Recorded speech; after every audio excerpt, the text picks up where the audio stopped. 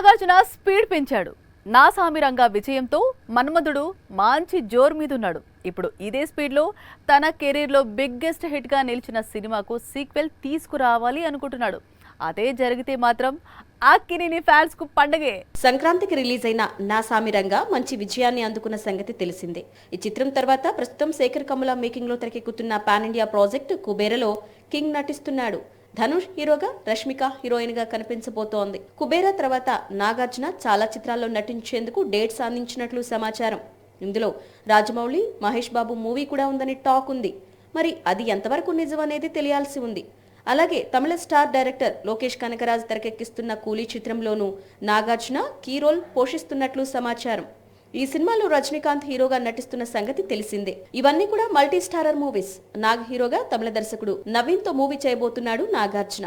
June నుంచి ఈ భారీ యాక్షన్ చిత్రం ప్రారంభం కానుందని సమాచారం. అలాగే నా సామిరంగా డైరెక్టర్ కు మరో అవకాశం ఇవ్వాలనుకుంటున్నాడట. వీటితో పాటు ఎప్పటినుంచో పెండింగ్ లో ఉన్న పూరి జగన్నాథ్ తో మూవీని కూడా కింగ్ ఇప్పుడు చేయాలనుకుంటున్నాడట. డబుల్ స్మార్ట్ రిలీజ్ తర్వాత పూరి జగన్నాథ్ మేకింగ్ లో శివమణి రీ ఎంట్రీ ఇచ్చే అవకాశాలు ఎక్కువగా కనిపిస్తున్నాయి. ఈసారి వీరిద్దరూ కలిసి శివమణికి సీక్వెల్ తీసుకొస్తారో లేక కొత్త కథతో సర్ప్రైజ్ చేస్తారో చూడాలి.